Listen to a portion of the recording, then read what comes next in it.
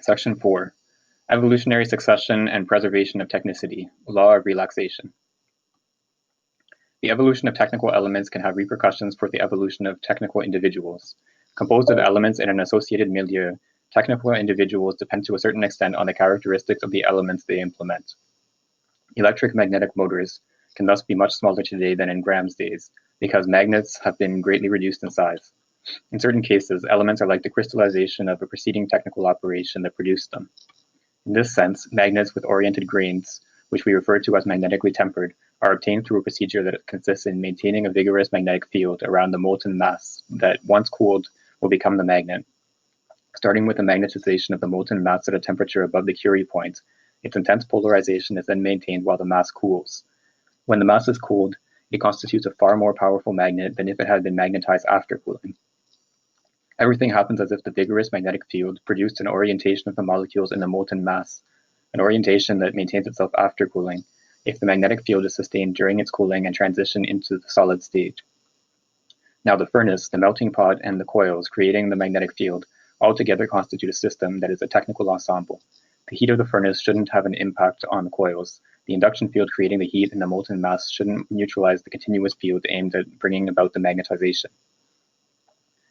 This technical ensemble is itself constituted of a certain number of technical individuals that are organized in relation to each other, both in view of the result of their functioning and so as to prevent the conditioning of each particular functioning from being disturbed.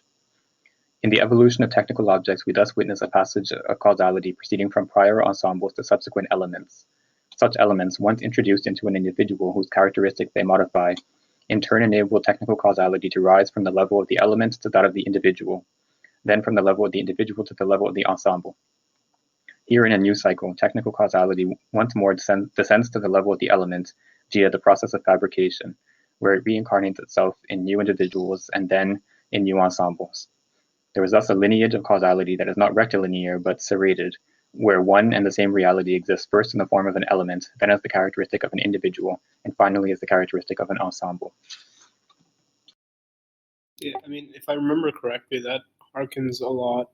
I not read this because it's not an English read, but Psychic Collective, and I forget the last name, so it's all in French. But that book where it talks about crystallization, right, and going from the pre-individual level to the trans-individual level, it sort of reminded me of that, right? Yeah, this image of crystallization is something that's very important in that book as well, and in his work in general. So yeah, he's sort of drawing on that here.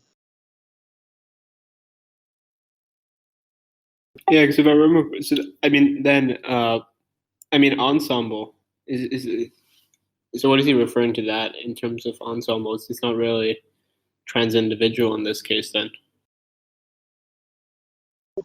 No, so we looked at this a little bit last time, but he's going to develop it further, I think, in today's reading. So he divides up technical objects into three levels. So you have the element, the individual, and the ensemble. So the sort of fundamental one is the individual. The other two are defined in terms of the individual. So the technical individual is a technical object that has an associated milieu. So it's individuated and it has a certain environment in which it functions. And then an element is a technical object below the level of the individual, so a component of a technical individual that is not itself an individual.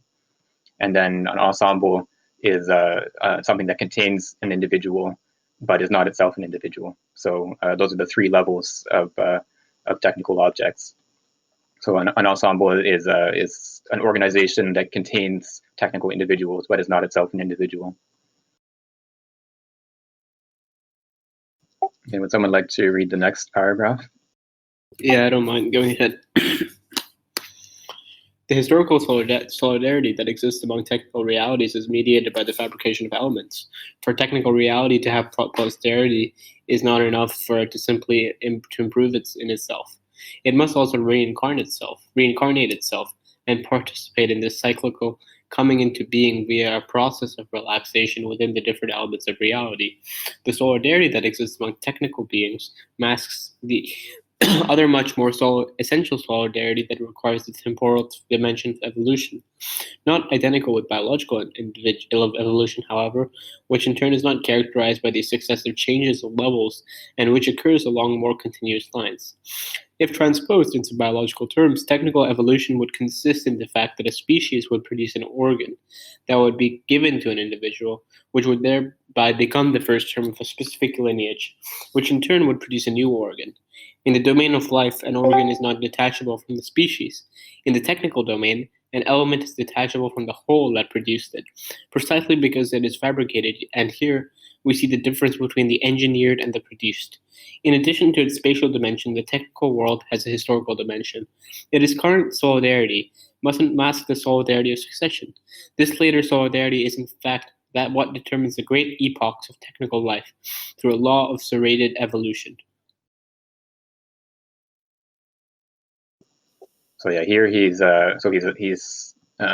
proposing a law of evolution of technical objects, or a theory of the evolution of technical objects through these different levels of reality that he's pointed out. So the technical individual, it leaves a posterity, or it founds a lineage not through other individuals but through elements. It's the elements of a technical object that is transmitted to a future generation and then becomes an element of a different technical object. So you have a process of evolution where an element is incorporated into a new technical object as its descendant, which is incorporated into an ensemble, which then creates a new element, and so on. So you have a cycle between between an element, an individual, and an ensemble, and then back to a new element. Yeah, I think it's so he contrasts that with the fact that human organs, in the domain of life, an organ is not detachable from the species. In the technical domain, an element is detachable from the whole that produced it, precisely because it is fabricated. And here we see the difference between the engendered and the produced. Yeah, I think that line sort of explains it pretty clearly with regards to this short little paragraph. Yeah, so he's contrasting technical evolution and biological evolution. So yeah, biological evolution is the evolution of species happens through the generation of individuals, whereas in technical evolution it happens through this cycling between individual, elements, and ensemble. Yeah, would someone else like to read the next paragraph? Yeah, I'm happy to go ahead.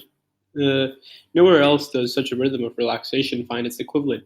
Neither the human nor the geographical world can produce such oscillations of relaxation, with successive fits and spurts of new structures. This relaxation time is the technical time, properly speaking. It can become dominant with respect to all other aspects of historical time, to the extent that it can even synchronize other rhythms of development and appear to determine the entire historical evolution, when in fact it only synchronizes and brings about its phases. An example of this evolution following a rhythm of relaxation can be found in energy sources since the 18th century. A large part of energy deployed during the 18th century came from waterfalls, displacements of atmospheric air, and from animals. These types of prime movers corresponded to artisanal exploitation, or rather, limited factories distributed along waterways. From these artisanal factories emerged the high-efficiency thermodynamic machines at the beginning of the 19th century, and the modern locomotive, which is the result of the adaptation of Stephenson's valve gear to the multi-tubular design by Mark Sigmund, lighter and smaller than a French boiler. This valve gear allows for the variation of the relation between admission time and expansion time, as well as the ability to reverse gears, the reversal of steam. Through the intermediary of neutral position, this artisanal type of mechanical invention which grants it to the traction energy the capacity to apply with itself ample variations of the energy torque to highly varied profiles, at the cost of loss of efficiency only in the high power regime, where the time of emission is almost equal to the totality of the expansion stroke, makes thermal energy easily adaptable to traction on rails. Stephenson's valve gear and tubular boiler, which are elements that emerged from the artisanal ensemble of the 18th century, entered into new individuals of the 19th century, especially through the form of the locomotive. High tonnage transportation, which had now become possible throughout all regions, and which was no longer constrained to the contour lines and engineering of navigable tracks. Led to the industrial concertation of the 19th century, which not only incorporates the individuals whose functioning principle is based on thermodynamics, but it is essentially thermodynamic in structure. It is therefore around coal source of thermal energy and close to the site of greatest deployment of thermal energy, coal mines and ironworks, that the great 19th century industrial ensembles at the peak of their reign are concentrated.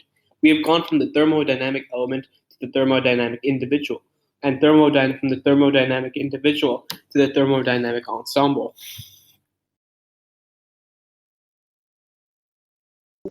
So this is an example of this process of evolution that he describes. So starting from these elements in the steam engine, they're incorporated into individuals like a high tonnage train, and then these individuals are incorporated into an ensemble formed of the coal mine and the rail system and the factory.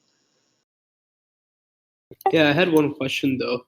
I think, one second. He says high tonnage transportation, which had now become possible throughout all regions, and which was no longer constrained to the contour lines of engineering navigable tracks, led to the industrial concertation of the 19th century, which not only incorporates individuals whose functioning principle is based on thermodynamics, but it is thermodynamic in its structures. Its structure is therefore around coal or source of thermal energy and closely related to the sites of thermal energy. Blah blah blah. It goes on to there. But I mean, this key line here, I think I'm struggling a bit with it. Whose functioning principle is based on thermodynamics, but is essentially thermodynamic in a structure. So I mean, I'm a bit lost. What do you mean by individuals whose functioning principle is based on thermodynamics? So here he's talking about the steam engine, which is thermodynamic, or the functions on thermodynamic principles. So it involves the expansion and contraction of different gases based on heat. So it's the steam engine functions on thermodynamic principles. So the individual locomotive or the machine in a factory are thermodynamic individuals. And then they're incorporated into this thermodynamic ensemble because the whole system is structured around sources of coal. So you have these railway networks and concentrations of factories around coal mines and so on. All right, I'll read the next part then. Well, maybe we can see if someone else who hasn't read wants to join in. Anyone? Sure, I can go. The principal aspects of electrotechnics will in turn emerge as elements produced by these thermodynamic ensembles. Before acquiring their autonomy, the applications of electrical energy emerge as a highly flexible means for the transmission of energy from one place to another by way of energy transport cables. Metals with high magnetic permeability are elements that are produced by way of the application of thermodynamics to metallurgy. Copper cables and high-resistance porcelains for insulators emerge from steam-powered wire mills and coal furnaces. The metallic frameworks of pylons, as well as the cement for dams, are both born out of great thermodynamic concentrations and enter as elements into the new technical individuals that the turbines and alternators are. A new wave and a new constitution of beings become emphasized and concretized. In the production of electrical energy, Graham's machine gives way to the polyphase alternator. The direct current of early energy transport gives way to alternative currents with constant frequency, adapted to being produced by thermal turbine and consequently also produced by hydraulic turbine. These electrotechnic individuals have integrated themselves into the ensembles of the production, distribution, and utilization of electric energy, whose structures differ vastly from that of thermodynamic concentrations. The role played by the railway in this thermodynamic concentration is now replaced by the role played by high voltage transmission lines in the ensemble of industrial electricity.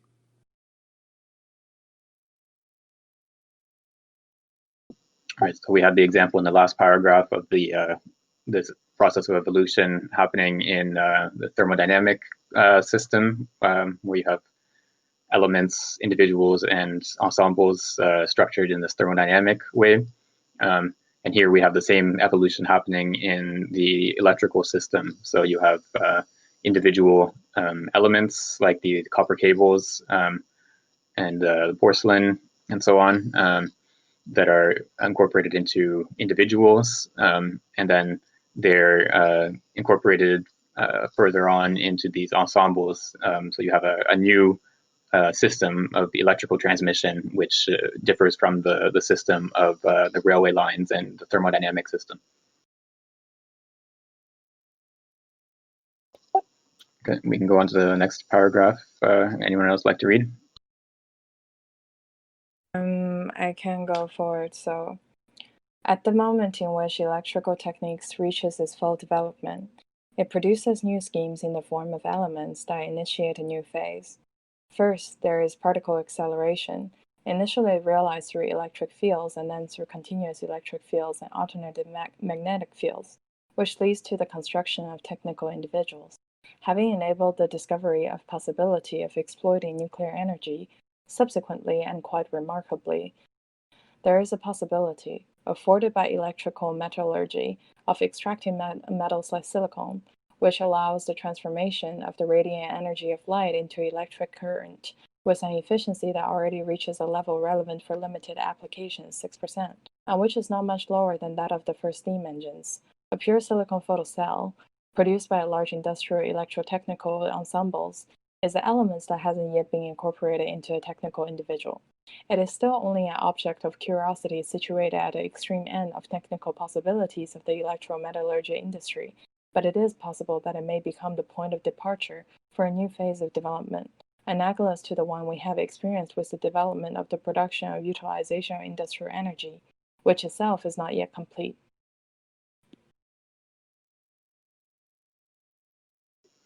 So yeah, he's giving indications here of a new cycle of this evolution, which he's pointing to early photoelectric cells. And so it's interesting that this has, of course, developed quite a bit since his time. So I don't know too much of the technical details to know whether the example he's pointing to is the source of further developments that we see happening today or not. If anyone else knows more about that, that would be interesting to hear about. Yeah, I found the Wikipedia link for Electro Metallurgy. It sounded cool. I had no clue what it was. So Electro Metallurgy is like a method that they use electrical energy to produce metals by electrolysis, and so it's electrometallurgy is like usually the last stage, as Wikipedia says, in metal production, is therefore preceded by pyrometallurgical or hydrometallurgical options. The electrolysis can be done on molten metal oxide, which is used to produce, as for example, to produce aluminium from aluminium oxide via a Hall-Rayleigh process. Electrolysis can be used as a final refining stage in the pyrometallurgical metal production, and is used for the reduction of metal from an aqueous metal salt solution produced by hypermetallurgy. It's a lot of metals there. Yeah, I mean, my understanding based on this this passage is just that they use electricity to separate different metals out of an ore. Like this is what they do to produce aluminum from bauxite, which is why a lot of it happens near hydroelectric dams where they have access to a lot of electrical energy.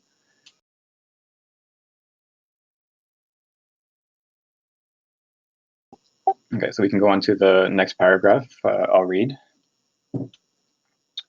Every phase of relaxation is capable of synchronizing minor aspects of those of almost equal importance.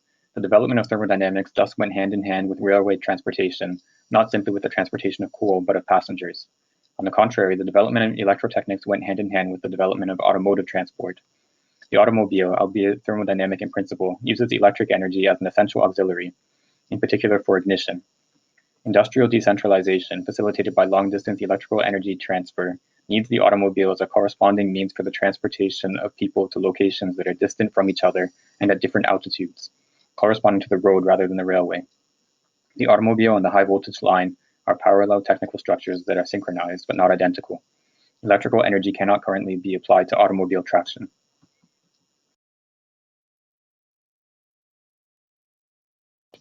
So within this cyclical process of evolution, you have different aspects that can be coordinated with each other. So in the same way, so in the thermodynamic system or in the thermodynamic cycle, you had passenger transport was conducted on trains the same way as freight transport. So they were part of the same network. Whereas in the electrical cycle, you have the automobile, which runs on thermodynamic principles, but is contains electrical components as an essential part of its functioning. Yeah, and then we'll see in the next paragraph discussion of the new cycle that he sees starting as he's writing in the 50s.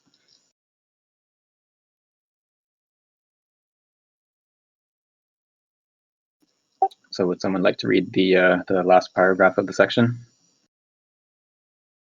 Yeah, I don't mind going ahead. Furthermore, there is no intrinsic relation between nuclear energy and energy derived from the photoelectric effect. These two forms are nevertheless parallel, and their developments are susceptible to mutual synchronization. Nuclear energy will thus probably remain for a long time to come inapplicable to direct forms of restricted utilization, such as those consuming a few dozen watts. Photoelectric energy, on the contrary, is a highly decentralizable energy. It is essentially decentralized in its production, whereas nuclear energy is essentially centralized. The relation that existed between electrical energy and the energy derived from the combustion of gasoline exists once more between nuclear energy and photoelectric energy, perhaps with a more accentuated difference.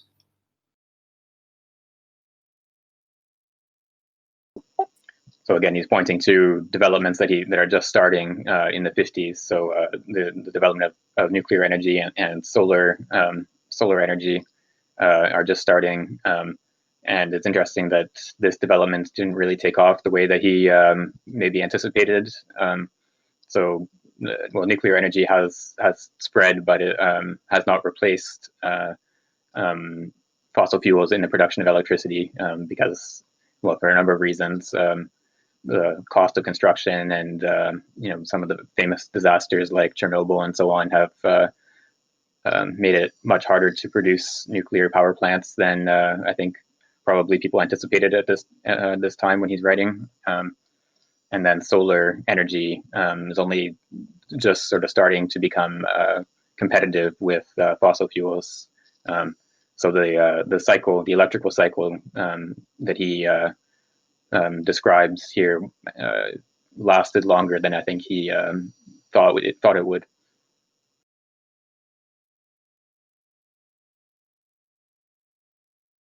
All right, so that's the end of section 4 of the chapter. So the basic concept introduced here is this cyclical evolution of technical objects. So through the cycle of elements to individual to ensemble, and then a new element, and so on. That's the general concept of section 4. So we can go on to section 5, which is a bit longer, about 10 pages. So that should probably take us to the end of our session today. So I can start reading. Section 5, Technicity and Evolution of Technics. Technicity as instrument of technical evolution. The different aspects of the technical being's individualization constitute the center of an evolution, which proceeds via successive stages, but which is not dialectical in the proper sense of the term, because, in regard to it, negativity does not play the role of an engine of progress. In the technical world, negativity is a lack of individuation, an incomplete junction of the natural world and the technical world. This negativity is not the engine of progress, it is rather the engine of transformation. It incites man to seek new, more satisfactory solutions than those he possesses. This desire for change, however, does not happen directly within the technical being. It happens within man as inventor and user. This change, moreover, must not be confused with progress. A change that is too abrupt is contrary to technical progress because it prevents the transmission in the form of technical elements of what an age has acquired to the one that follows.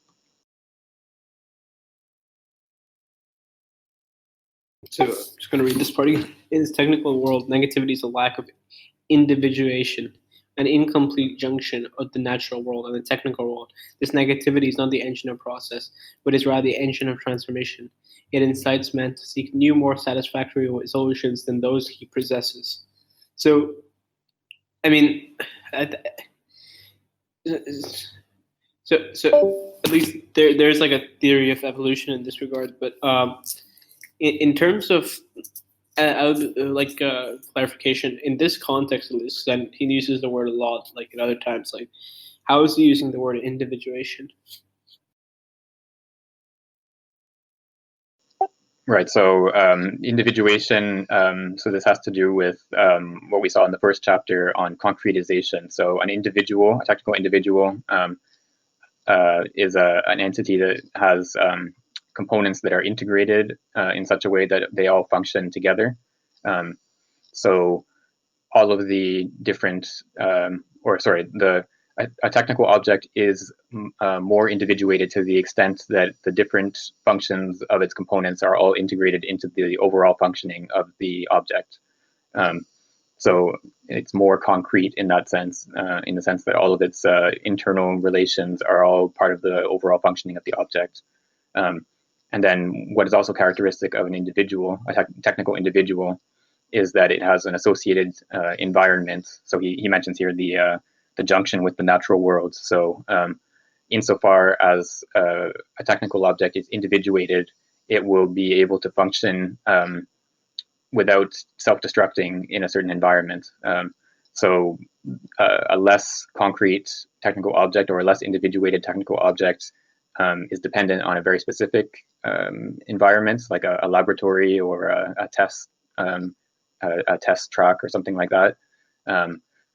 Whereas a more individuated and a more concrete technical object will be able to survive in a broader range of environments without destroying itself. I have a question about that, or a comment. Earlier in the book, he was making a distinction between abstraction and concretization of the concrete. So does that mean when he was talking about abstraction as something negative, as a form of incompleteness in the technical object, was he also talking about negativity then in a more logical sense? That makes me think. Yeah, that's an interesting question. I think in general, the category of negativity is not one that he sort of thematizes very much. Like it's not a central concept of his work. And so we see here in this paragraph that we just read, he's distinguishing this process of evolution that he's identifying from a dialectical process, precisely because it's not negativity that serves as the motor of progress in the evolution that he's identified. So when he talks about abstraction as a lack or an incompleteness in a technical object, you can identify that as a sort of negativity, but it's not an internal negativity in the sense of a dialectical process. It's a negativity in the sense of a lack of adjustment between the object and its environment, which, as he points out here, and then it requires a human intervention from outside to understand this lack of adjustment and to imagine, using the process of imagination, to invent a new technical structure that will be more concrete and that will have a better adjustment with the environment. We should also maybe throw in the word hypertelic is also functioning here, where it's if something's overfitted to its environment in such a way where it's either too specialized or not specialized enough, then it's hypertelic and it needs to be further concretized. Right, we saw that last week, where he talks about how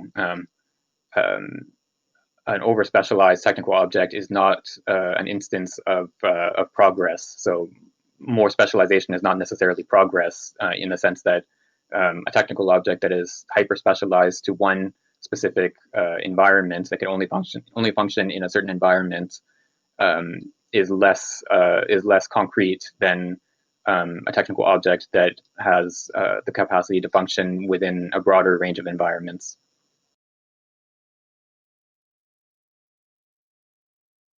Are there any other questions or comments?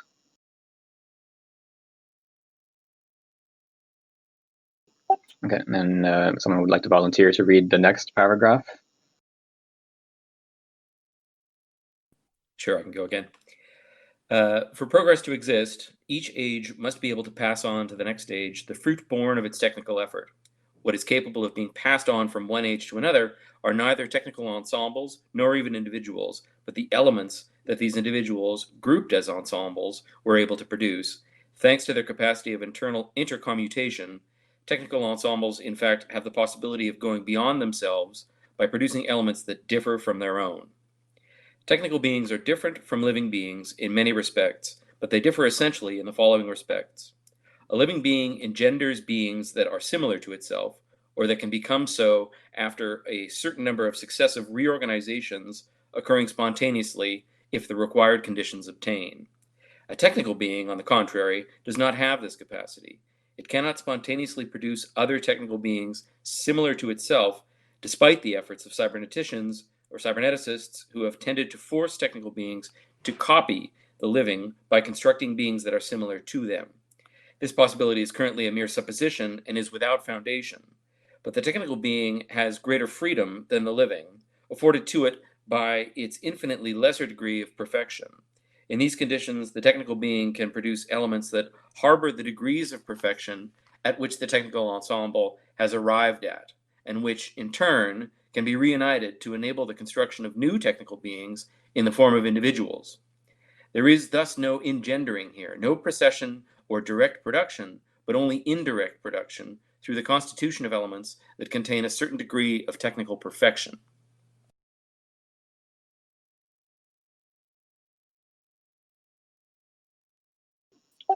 So this is basically a restatement of what we saw in the last section about the cyclical evolution of technical objects.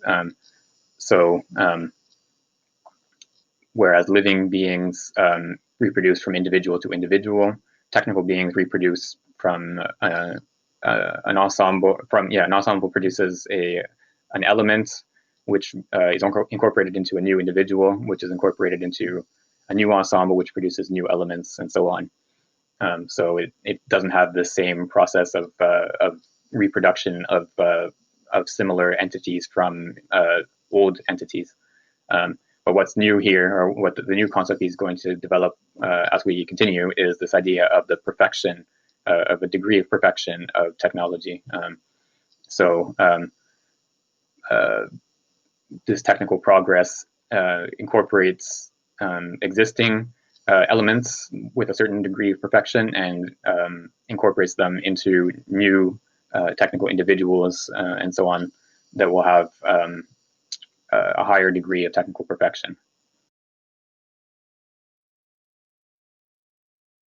So it seems there is a little room for sci-fi speculation here that this passage gives us, I guess, too. He's talking about cybernetics and how it aspires to reproduction by the machines of themselves, of their copies, right?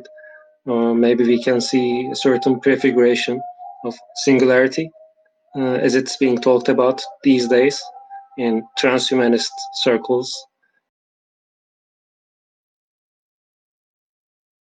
Yeah, I know that's something that has been talked about in AI and transhumanism, about having AI systems that would be able to develop new AI systems and have a sort of takeoff of progress beyond anything that humans would be able to understand.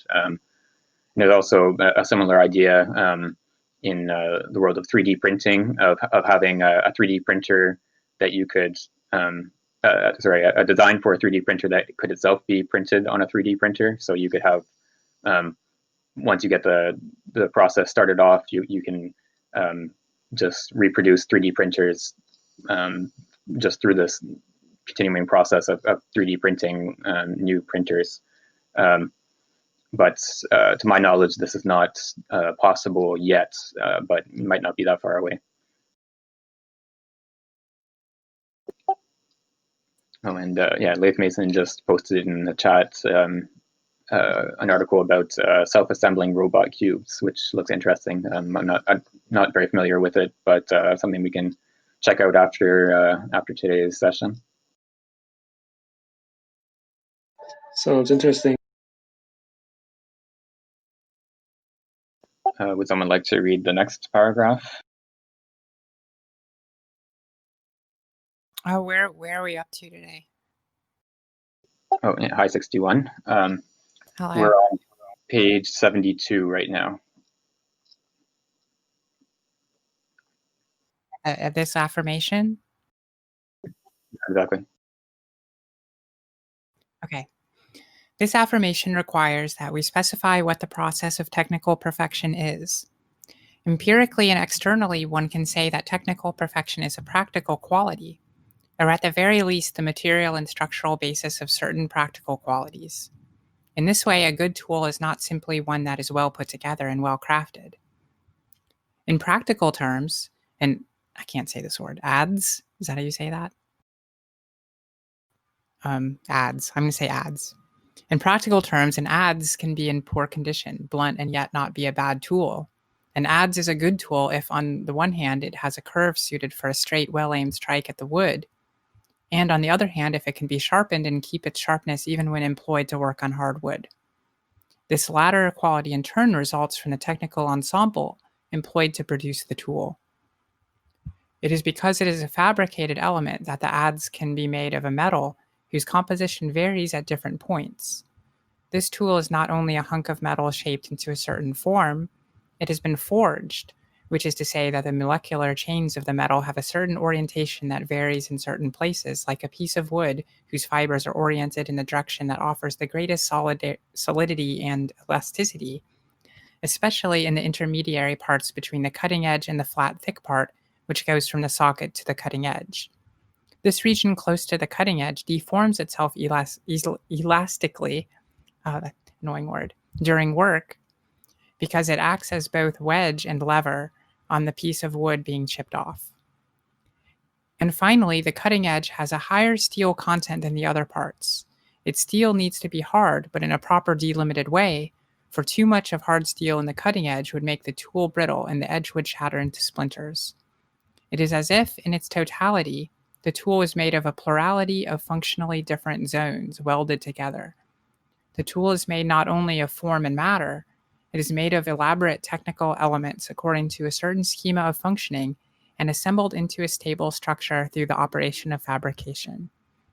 The tool unites within itself the results of the functioning of a technical ensemble. In order to make a good adze, a technical ensemble of foundry, forge, and quench hardening is required.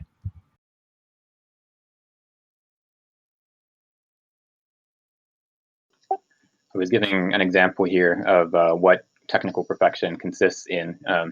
So in the case of the adze, there are certain qualities that different portions of the tool have to have in order for it to function properly. It has a certain function of shaping wood, and in order to have this function, the different parts of the tool have to have different technical properties.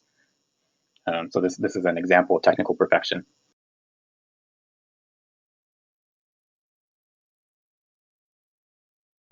I think the next paragraph is going to help with this as well, so I'll read the next one. The technicity of the object is thus more than a quality of its use. It is that which, within it, adds itself to a first determination given by the relation between form and matter. It acts as an intermediary between form and matter. Here, for instance, as the progressive heterogeneity of the quench hardening in different points. Technicity is the degree of the object's concretization. During the period of wood foundries, it was this concretization that gave Toledo's blades their value and prestige, and more recently led to the quality of Saint Etienne's steel.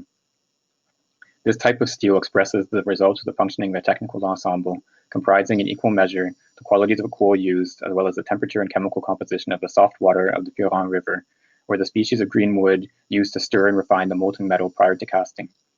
In certain cases, technicity becomes predominant with respect to the abstract aspects of the relation between matter and form. A coil spring is thus a very simple thing in form and matter, yet the fabrication of springs requires a high degree of perfection in the technical ensemble that produces them. The quality of individuals, such as an engine or an amplifier, often depends much more on the technicity of simple elements, valve springs for instance, or a modulation transformer, than on the ingenuity of their assembly. Technical assemblies, however, that are capable of producing certain simple elements such as a spring or a transformer, are sometimes extremely vast and complex, and are almost coextensive with all the ramifications of several global industries. It would not be an exaggeration to say that the quality of a simple needle expresses the degree of perfection of a nation's industry. This explains why there are judgments that are legitimate enough in both practical and technical terms, such as when a needle is specifically called an English needle. Such judgments have a practical sense, because technical ensembles express themselves in the simplest elements they produce. This mode of thought, of course, exists for other reasons besides those that legitimate it, and particularly because it is easier to qualify a technical object by its origin than to judge its intrinsic value. What we have here is a phenomenon of opinion, but even if this phenomenon gives rise to numerous exaggerations or intentional exploitation, it is not without foundation.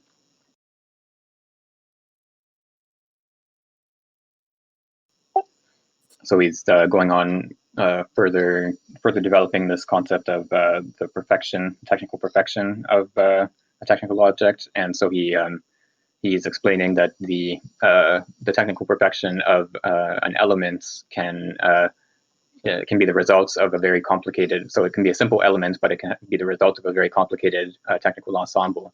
So the spring, for example, is composed of whatever metal, stainless steel or whatever it is. It's a fairly simple matter, and it's made into a fairly simple form, but the process of production involves a very complicated technical ensemble. See you, Varun. And then we have, again, in the other direction, the technical perfection of an individual or an ensemble can also be the results of the perfection of the technical elements. So like a radio, the quality of a radio can depend on the quality of the valves or whatever other elements are inside it, rather than the sort of general structure of the object.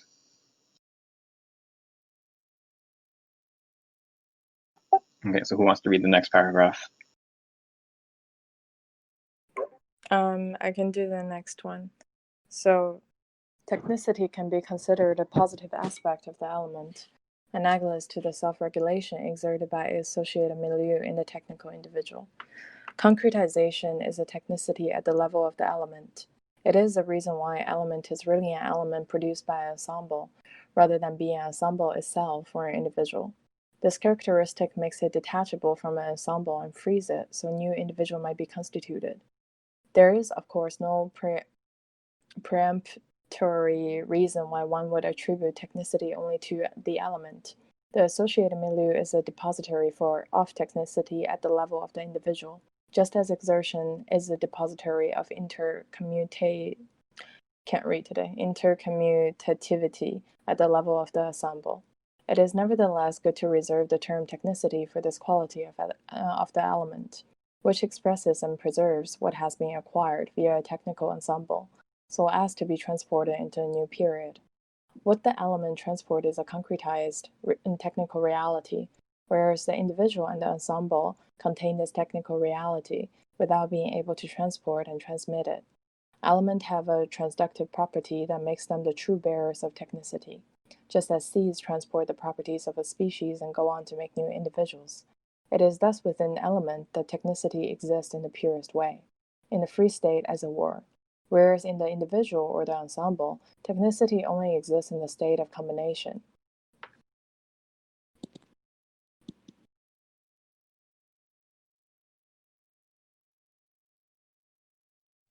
Actually, can I just read on since it seems to be in the same train of thought? Sure.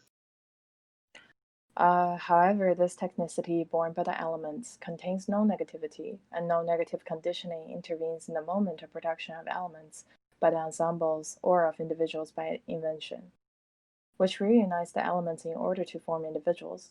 Invention, which is a creation of the individual, presupposes in the inventor the intuitive knowledge of the element's technicity.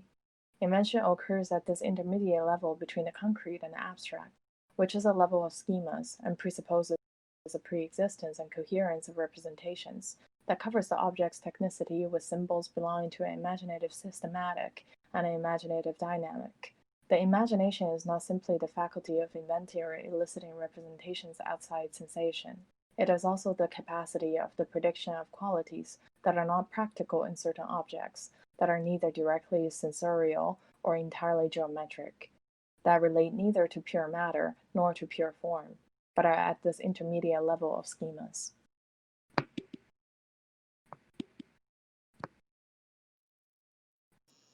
Yeah, so this is I think an important passage in this section.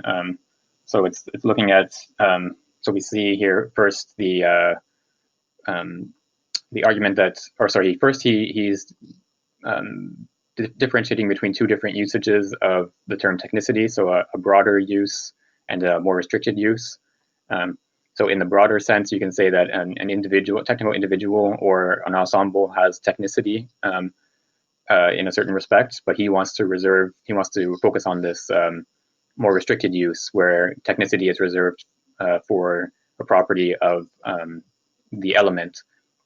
So the element has technicity insofar as it can be detached from an individual or an object, and then be incorporated, detached from an individual or an ensemble, and then incorporated into a new individual and ensemble. So something like a vacuum tube, for example, which might be part of a radio, but you can use it in a computer instead, if we're talking about 1950s technology. So that's the sort of the first point in that first paragraph. And then the second paragraph, he's looking at this, the manner in which a technical element is the bearer of technicity. So again, he points out that this is not a form of negativity in the sense of a dialectical evolution. It's through the process of invention, so it requires a human being outside of the element to use imaginative powers, so to operate at the level of the schema, so to represent the elements not merely as geometrical objects, but as objects that have a certain dynamics that operate over time. So using that imaginative capacity to invent a new technical individual that incorporates the functioning of those elements. So that's an important aspect of his theory of technical evolution.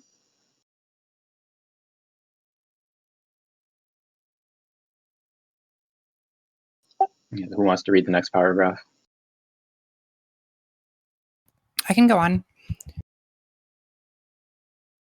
We can consider the technical imagination as being defined by a particular sensitivity to the technicity of elements.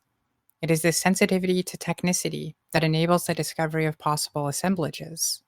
The inventor does not proceed ex nihilo, starting from matter that he gives form to, but from elements that are already technical, with respect to which an individual being is discovered as that which is susceptible to incorporating them. The compatibility of elements in a technical individual presupposes the associated milieu.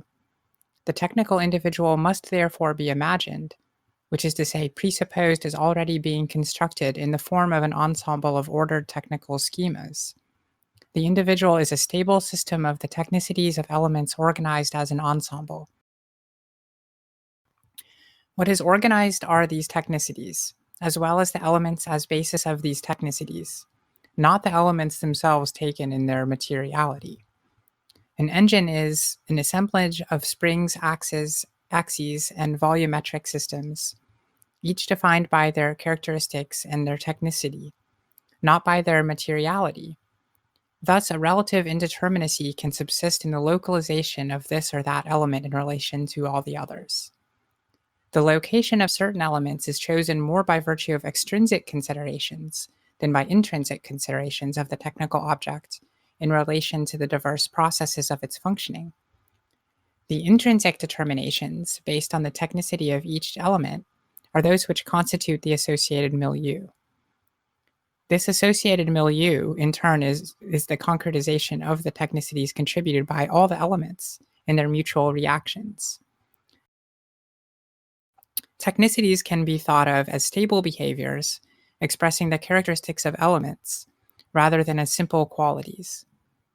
They are powers in the fullest sense of the term, which is to say capacities for producing or undergoing an effect in a determinate manner.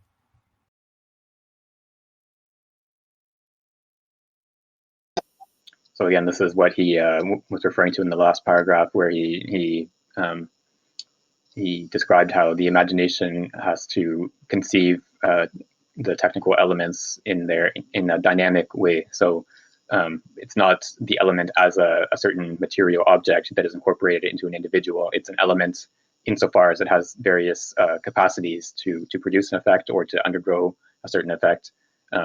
It's that technicity is that set of capacities of that element, and it's those technicities that are organized into an individual, not the element as a material object.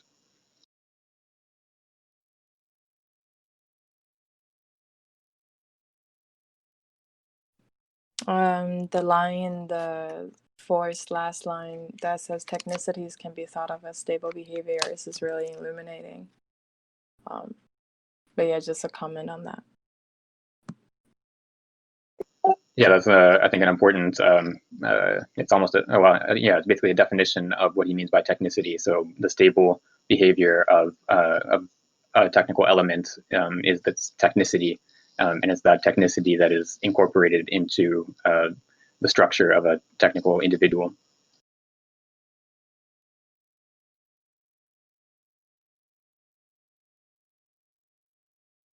Yeah, this is interesting. I know I missed some of the early part of the chat today, but has he discussed dispositions or powers before this? No, this is the first introduction of that concept. Okay. It seems like he's taking a kind of pan dispositionalism in the sense that he's taking like all technicities to be properties that are that have dispositional essence, so to speak, or that he's reducing technicity entirely to dispositions, or I mean, I'm comfortable with the powers language for dispositions as well, coming from my readings on power ontology and things of that nature. It seems that the considering what something's power is to be what it is, its disposition is. There are some people that disagree with this in certain ways, but I think that it covers enough cases to be largely what we mean by powers is dispositions in this regard. Of course, I guess there's some sense of power which might not be captured by that, but this is probably a different debate. Yeah, I know there's a field of literature that I'm a little bit familiar with in analytic philosophy of the ontology of powers or dispositions, and I think those terms are generally used interchangeably. And so in this text here, so he uses the word power in French is puissance, but disposition I think works as a synonym as well. So yeah, he's conceiving of the technical properties of elements as dispositions. So it's a capacity to produce an effect or to undergo an effect in a certain way. So it's not the technical properties of an element are not static properties in the sense of their geometrical configuration or something like that. They are dynamical properties, so they're based on a capacity to do something. But it's interesting that they're considered to be intrinsic determinations. So they're well, if I'm reading this correctly, let me make sure if I may put in, intrinsic also involves relation here, right?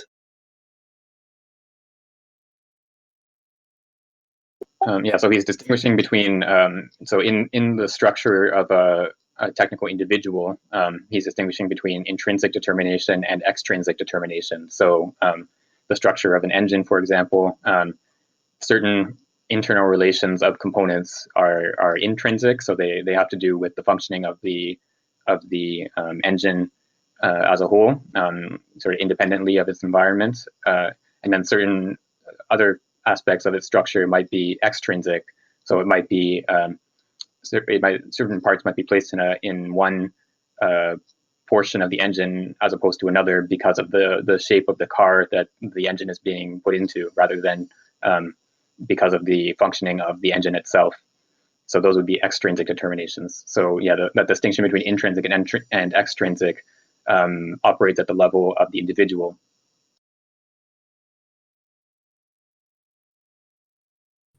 Does it function also at the level of the ensemble, in the sense that individuals need to be set into, technical individuals need to be set into different zones, like he was saying earlier, or does that suggest that they are extrinsic to one another? Yeah, that's an interesting question. It's not clear from this paragraph whether there's such a thing as intrinsic and extrinsic determinations in an ensemble. But yeah, I think maybe we can make an extension of the use of the concepts here in this paragraph. I would think that so an ensemble operates in a certain environment, for example. So you could have extrinsic determination of the ensemble by the environment, or you could have intrinsic determination based on the interaction of the individuals within it. So I think that would make sense.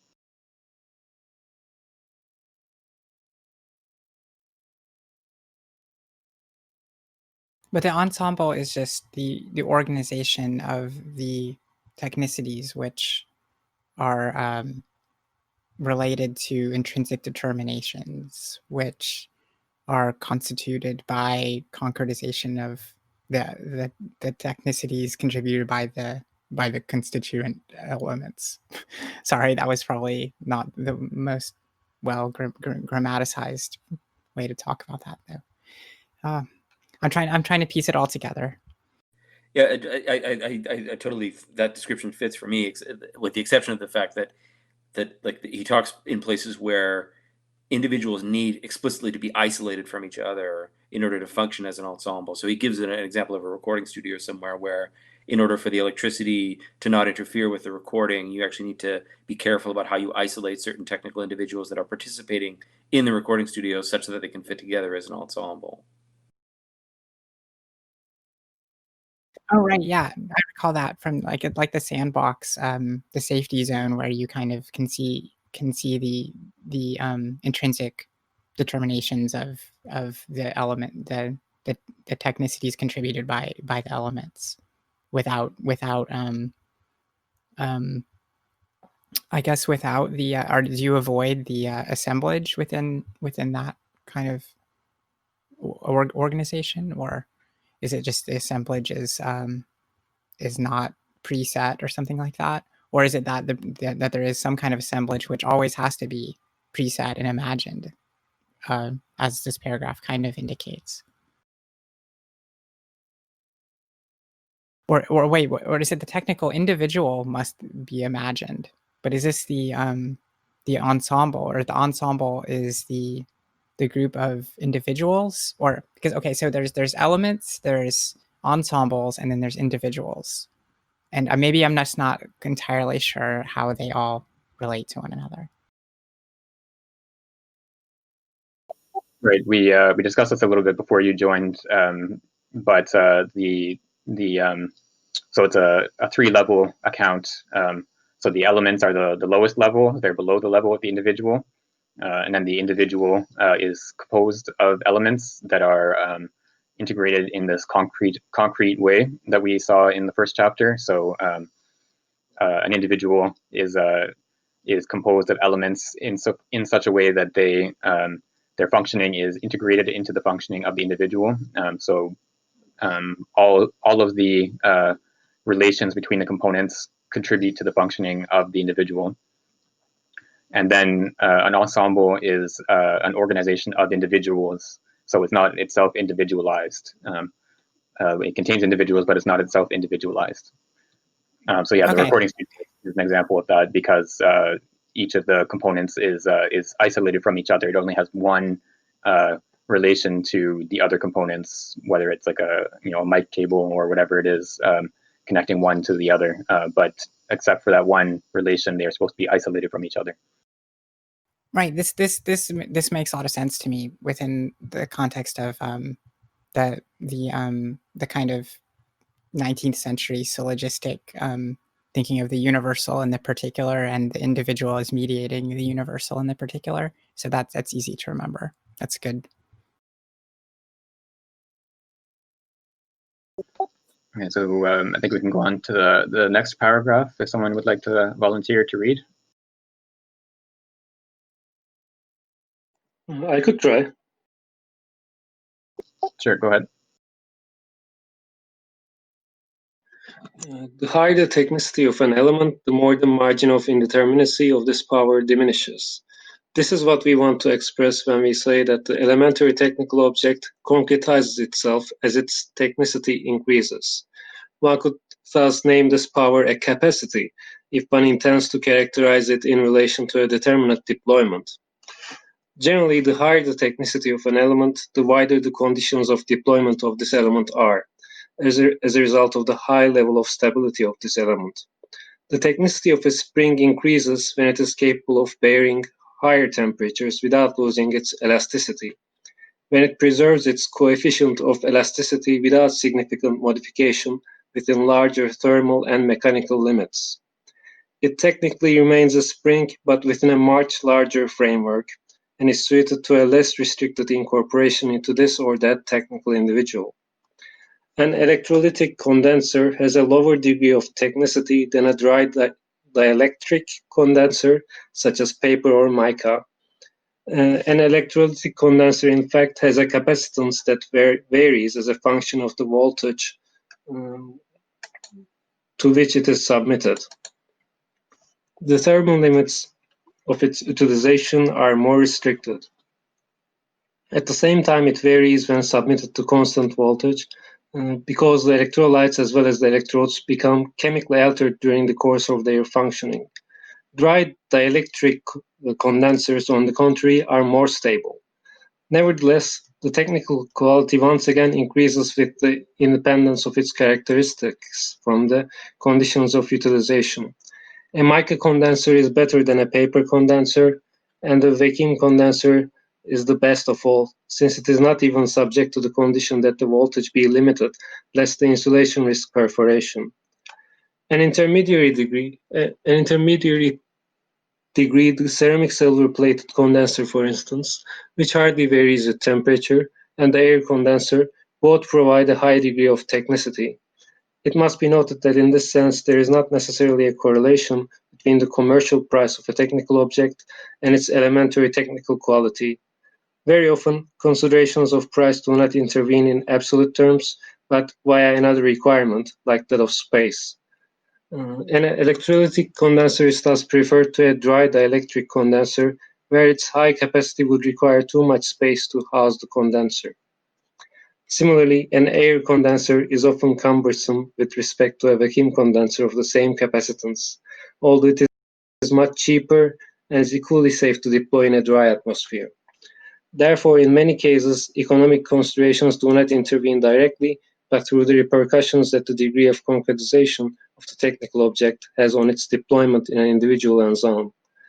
It is the general formula of the individual that is subjected to economic repercussions, not that of the element as element. the liaison between the technical and the economic domains occurs at the level of the individual or the ensemble, but very rarely at the level of the element. In this sense, one could say that technical value is largely independent of economic value, and that it can be appreciated according to independent criteria.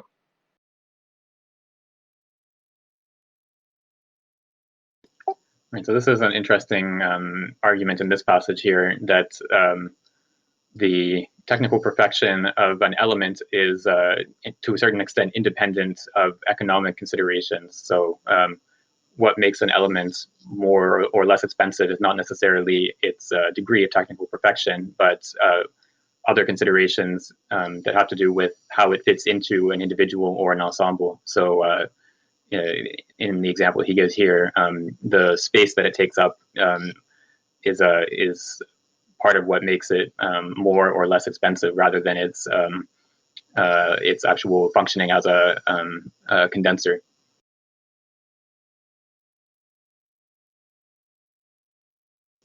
Okay, so I can read the next paragraph. Actually, I'll probably do the next two, because the next one is short. This transmission of technicity by its elements is what grounds the possibility of technical progress above and beyond the apparent discontinuity of forms, domains, the types of deployed energy, and sometimes even beyond the schemas of functioning. Each stage of development is the inheritor of previous ages, and its progress is all the more certain as each stage tends increasingly and more perfectly toward a state of sole beneficiary. The technical object is not directly a historical object. It is subject to the course of time only as a vehicle of technicity, according to a transductive role that it plays with respect to a prior age. Neither the technical ensembles nor technical individuals remain. Only elements have the power to transmit technicity from one age to another, in the form of an effectuated, accomplished, materialized result. For this reason, it is legitimate to analyze the technical object as consisting of technical individuals, but it is necessary to stress that at certain moments in its evolution, the technical element makes sense in itself, and is thus a depository of technicity.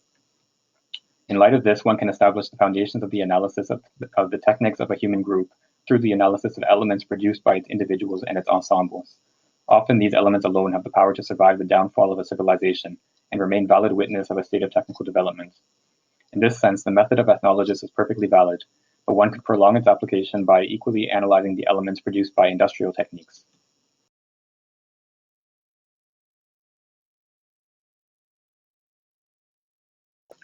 There's a term here that came up a couple paragraphs earlier that I forgot to discuss, this term transductive.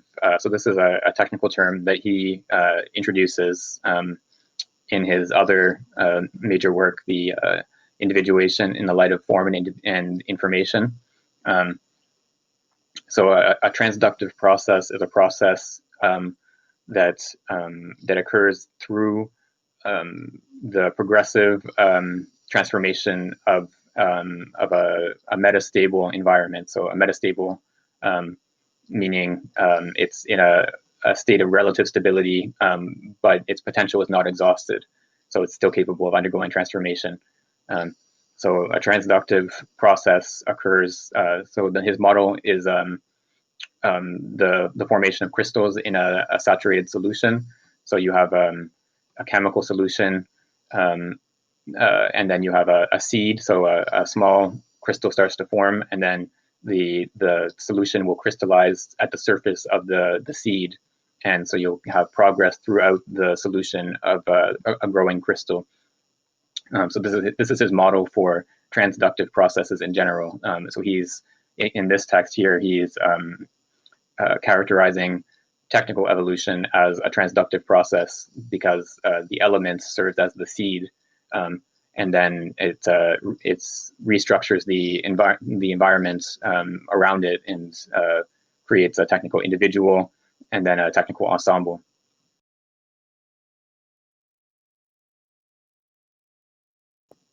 All right, would someone like to read the next paragraph?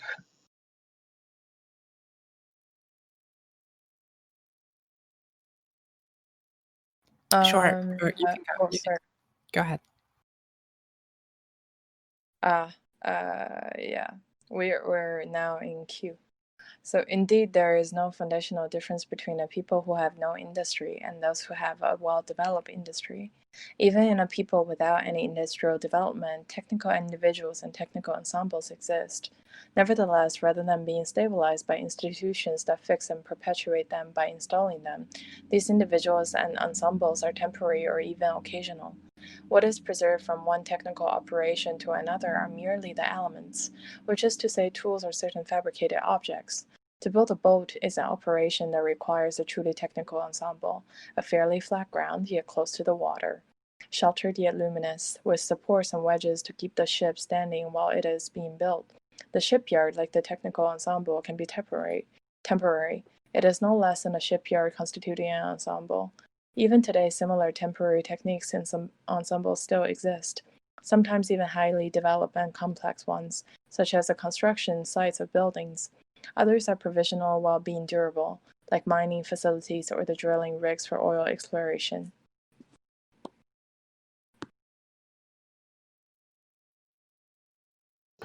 Slight translation note here, where into the sentence, the shipyard like the technical ensemble, it should be translated as the shipyard as a technical ensemble. That makes more sense in the context. Yeah, so we see here a further extension of the concept of a technical ensemble. So so far he's been discussing it in the context of Western industrialized society, but he's giving examples here of how you can apply the same concept in non-industrialized societies. So the production of a boat requires this ensemble that consists of the flat surface and with access to water. And you could add, it has to be close enough to sources of wood or whatever other materials are used for the production of the boat. But yeah, so that you have a technical ensemble even in a non-industrial society. This is kind of interesting because it kind of sets aside questions of historically loaded kind of phases of technicity. He's kind of flattening technical objects and technicity out such that the historical practices, which we don't think of as technological, are still technological, and in the same way that the technological processes of contemporary society are. So he says that even without any industrial development, the technical individual and the technical ensemble exists. So here he's kind of taking some of the wind away from a lot of the arguments that would say that, like, we are now in this novel technical stage of history, but rather that this technicity is something which transcends historical periods. Whenever I read his examples talking, I guess trying to talk about how technicity might be employed in other cultures, is like impressed and disappointed at the same time, sort of. That I'm really amazed that in his time he can have I guess such a wholesome view of how technicity transposes through time and different can't say anything today, geographical positions, but at the same time the examples that he picked for analyses is just so industrial that I wish he had more analyses of example that does not get limited within that realm. Yeah, I know how you feel. I'm used to the kinds of examples from other authors on technology that will talk about like traditional mythology and religion as having technicity, for instance. And I find that these are really clarifying because they're somewhat counterintuitive, and they support Simondon's claim that the historical is in some ways kind of untouched by the technical, that the technical, it transcends the historical in a specific kind of way, that we shouldn't be thinking about technical objects as something that is just a recent development or something along those lines. Yeah, I think specifically what he's arguing here is that this hierarchical structure of the elements, individual, and ensemble is transhistorical. So that same structure exists in contemporary industrialized society and also in non-industrialized societies. So it's not specific to any one society. At this point, frankly, I'm really curious about Simondon's dating life. What does his partner do? I actually don't know. That is an interesting question. Yeah, I'm just wondering what would it like to have this person, this theorist, as like a dad or a partner, since he had like 7 kids and obviously enjoyed a lot of protesting and political activity and very sustainable farming activity and such with them. But when I read languages and thoughts like this, I just don't know how he can deliver it in a quotidian manner.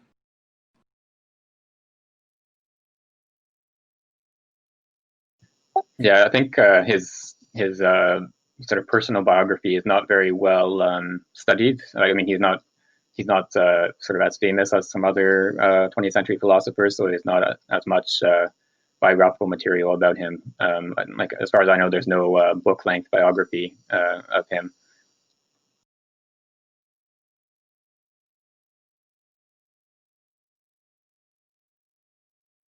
Oh, thank you for that link. I haven't been able to find any biographical content, so I'll definitely read that after the group. Yeah, that's the article that I read that barely told me where he taught and his 7 kids and activism and such. I haven't been able to find anything else aside from that at all.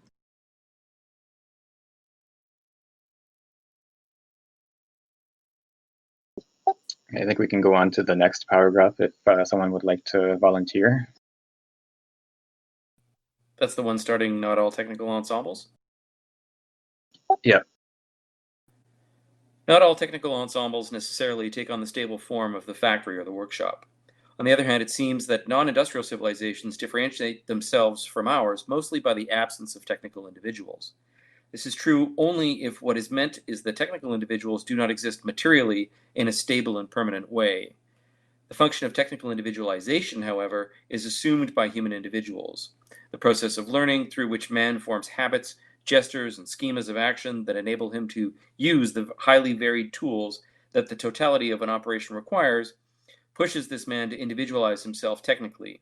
It is he who becomes the associated milieu of these diverse tools.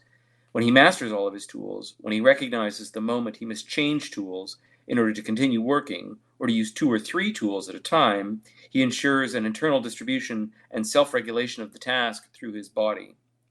In some cases, the integration in the ensemble of technical individuals happens via the intermediary of an association of human individuals, working in 2s, in 3s, or in larger groups. When these groupings do not introduce functional differentiation, then their only direct purpose is to increase the available energy or speed of the work.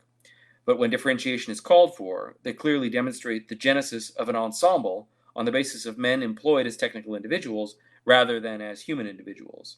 This was the case with bow drilling or bow drilling, as described by the authors of classical antiquity. It is still the case with the felling of certain trees. It was also commonly the case not so long ago with the use of two-man crosscut saw, a two-man crosscut saw to make planks or rafters, 2 men working together in an alternating rhythm. This explains why, in some cases, human individuality can be used functionally as the basis of technical individuality. The existence of separate technical individualities is a rather recent development and even appears in some respects like an imitation of man by the machine, where the machine remains the more general form of a technical individual.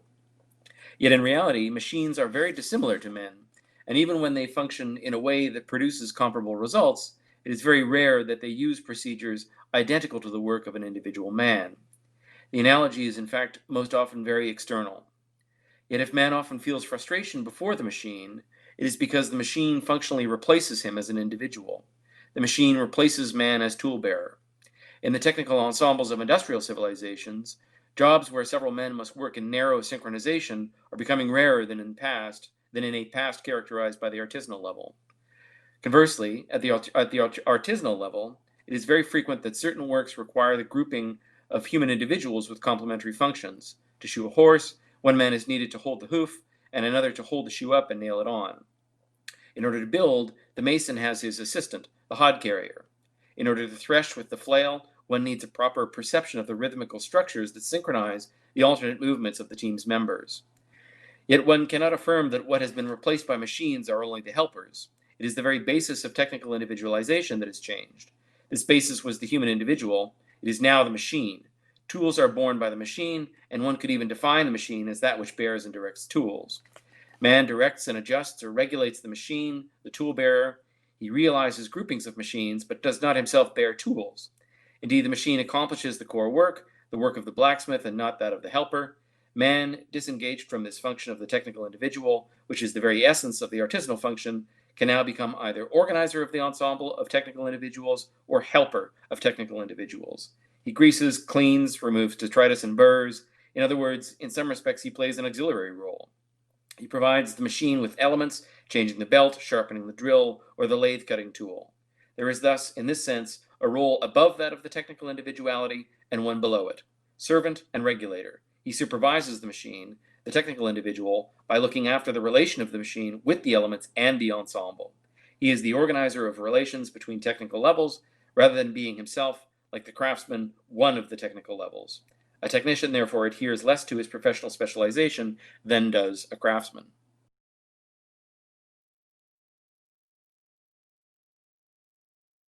All right, thank you. That was a bit of a long paragraph. So this is some material that I think we saw in the technical mentality paper that we read a few weeks ago. And then also in the introduction to this book, he talks about this a little bit as well. So some of the reasons why machines in particular evoke a certain fear or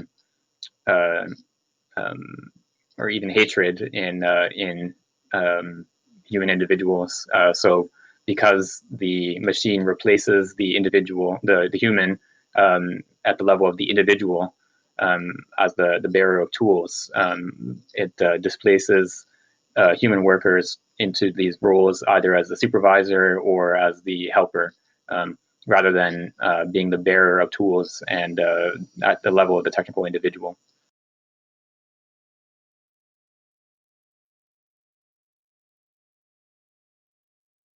There's also a footnote that probably worth reading as well. So this was, where does it come in? So it's early in the paragraph, maybe a third of the page down, or about halfway down the page on page 77. So it's when it discusses how the individual is master of his tools. When he recognizes at the moment he must change tools in order to continue working, or to use 2 or 3 tools at a time, he ensures an internal distribution and self-regulation of the task through his body. And then there's the footnote there, which reads, this is where a certain nobility of artisanal work comes from. Man is the bearer of technicity, and work is the only mode of expression of this technicity. The imperative to work translates this requirement of expression. To refuse to work when one possesses the technical knowledge that can only be expressed through work, because it cannot be formulated in intellectual terms, would be to hide one's light under a bushel. The requirement of expression, on the contrary, is no longer linked to work when technicity has become immanent to a knowledge that can be formulated abstractly and outside of all concrete actualization. So we saw this again in the technical mentality paper, the idea that artisanal work has this sort of nobility associated with it, in the sense that the technical knowledge is incorporated into the worker themselves. They are operating at the level of the individual, and the knowledge of the technical process can't be expressed in abstract terms, in linguistic formulations, for example. Whereas when we have industrialized processes where the human doesn't operate at the level of the individual, you instead have knowledge that is incorporated in linguistic terms or in diagrams or something like that, where it's not incorporated into the person in the same way as the artisan. So the work doesn't have that same nobility. And, or science for that matter, right? And I think I mentioned it in the time of the technical mentality paper too, but that like this very much resonates with Marx's fragment on machines from the Grundrisse. Right, and that the definition of a machine as the bearer of tools, I'm pretty sure that Simondon is drawing that from Marx, the discussion of machines in Capital, chapter 15. I'll definitely look at the statements in the Grundrisse. I don't know if I want to look at Capital. My eyes might fall out or something. Just kidding. I think the Grundrisse is actually harder than Capital, but the one fragment on machines is pretty accessible. Oh, okay.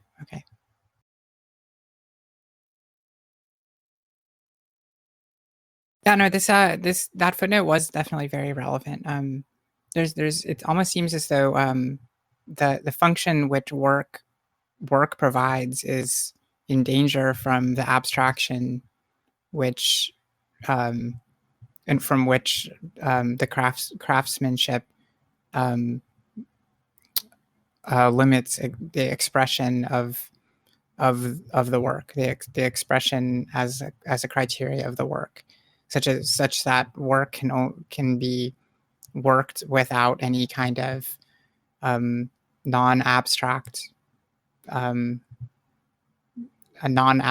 things. If work can be entirely abstract in the sense of like if I were to imagine a task of intellectual work in which somebody was supposed to do something with abstractions, which did not have any physical or technical or experimental content, then there would be no longer this kind of expressivity within the function of work, and therefore work would lose something which it heretofore had been constituted by, which is this expressivity of artisanal work.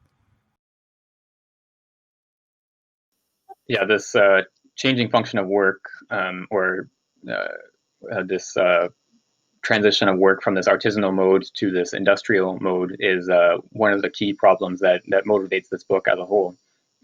So he wants to he thinks that our culture needs to have a more concrete understanding of technology, needs to integrate understanding of technology at all three levels, at the level of the element, individual, and ensemble, precisely because human work no longer is realized at the level of the individual that incorporates the technicity into its own functioning.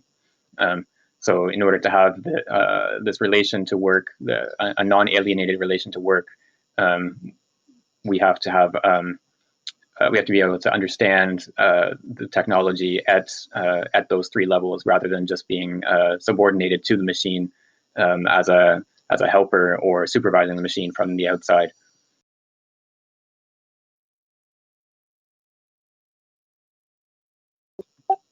Okay, so we can go on, I think, to the next paragraph. I can read. This, nevertheless, does not mean that man cannot be a technical individual in any shape or form and work in conjunction with the machine. This machine-man relation is realized when man applies his action to the natural world through the machine. The machine is then a vehicle for action and information in a relation with three terms: man, machine, and world, the machine being that which is between man and world. In this case, man preserves some traits of technicity defined in particular by the necessity of apprenticeship. The machine thus essentially serves the purpose of a relay, an amplifier of movements, but it is still man who preserves within himself the center of this complex technical individual that is the reality constituted by man and machine. One could say in this case that man is the bearer of the machine, while the machine remains the tool bearer. This relation is thus partially comparable to that of the machine tool, if what is understood as machine tool is that which has no self-regulation. It is man who is at the center of the associated milieu in this relation. The machine tool is that which has no internal autonomous regulation and which requires man in order to make it work. Man intervenes here as a living being. He uses his own sense of self-regulation in order to operate that of the machine, even without the need for it to be consciously formulated. In order to restart an overheating car engine, a man will allow it to rest, and in order to start it back up, instead of beginning by revving it up too much, he will progressively get it started from a cooler state. Such behaviors, which are technically justified, have their correlation in vital regulations and are lived by the driver more than simply being thought by him. They apply all the better to the technical object as the latter approaches the status of a concrete being, encompassing homeostatic regulations within its functioning. For the technical object that has become concrete, there is indeed a regime in which the processes of self-destruction are reduced to a minimum because of the greatest possible degree of perfection in homeostatic regulation. This is the case for the diesel engine, which requires a definite operating temperature and a regime of rotation confined within a narrow margin between minimum and maximum, while the gasoline engine is more flexible because it is less concrete. Similarly, an electronic tube cannot function with a cathode at any temperature whatsoever or with an indeterminate anode voltage. For power tubes in particular, too low a cathode temperature causes the electric field to snatch electron-emitting oxide particles, hence the need for a gradual startup, beginning with a warm-up of the cathodes without anodic voltage, followed by the powering of the anodes. If the circuits of polarization are automatic, fed by the cathodic current, then they must be progressively powered through the gradual feeding of the anodes.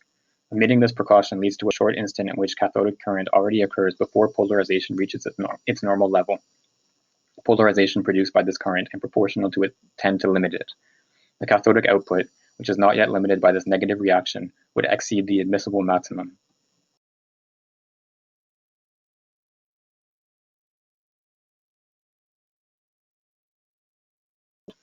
So here we have another relation between the human and the machine. So it's not, the machine doesn't always necessarily replace the human worker at the level of the individual.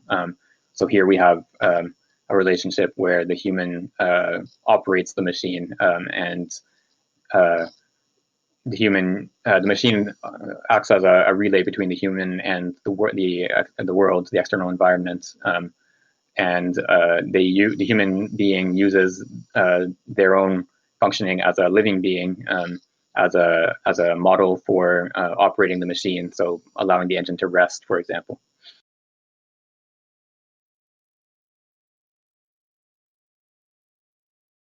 I think the interesting thing for me is that this kind of behavior can be seen in society as appropriate, where other, nuanced kind of active beliefs also are kind of just shed in the same vein. Really interesting. Could you expand on that? Like, which beliefs, which active beliefs are you thinking of? So what I meant by that was this type of understanding technicity as an extension of not only oneself, but also kind of society in a way where, robotics can be this mirror kind of society which acts in spirit alongside man, right? Or whatever kind of concept, kind of overlays most media contemporarily. And, kind of like way back, maybe like the advent of science fiction, or when science fiction was really becoming popular with people like I forget his name, sadly, but he was the guy that really popularized a lot of like this type of like naval science fiction. But the point that I was making was that this kind of behavior, or like this extension of man and spirit into technicity, right, is entirely appropriate in certain circumstances. But then it's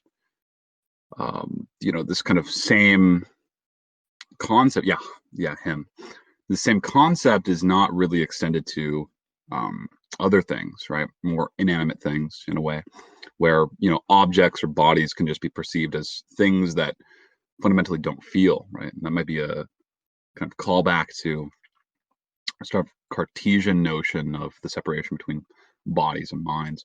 But equally so, this kind of mechanistic thinking which pervades all throughout contemporary Western society is, we don't extend a lot of these kind of feeling functions to animals for some reason. And it's really incredibly interesting to see animals as these beings with the inability to speak or convey complex belief, imagination, emotion, or intention, right? And all the while, Americans will refer to their cars as her, or she, or any number of thing that objectifies, further feminizes the vehicle, and then also objectifies women in some way. And I think that that's really interesting, because I think that this is really where a lot of like this kind of thought goes forward in capitalism, is this progression of these pre-existing sentiments, or antagonistic which are antagonistic towards women, like these sentiments that just are so unfounded. I think that that's kind of what I was thinking of, was these are considered appropriate, but things that are inconsiderable in this kind of context is you're not really allowed to actually believe these things to have any spirit or mind in them, right? And you're not even allowed to really extend that to animals in some cases, except for maybe certain domestic species. If I'm following you, are you kind of thinking of the human's interaction with the technical object as mirroring or mirrored by the human's reaction or relation to other humans? So kind of like a implicit social relation, sort of.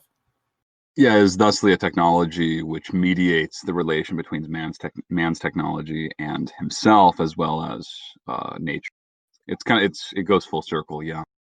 And that is what I was getting at for the most part. That's what was implied in a lot of my stuff. But something I kind of want to bring attention to is that animals are being skinned alive in many parts of the world, and not much care is extended to them. And simultaneously, there is evidence that plants may feel pain, right?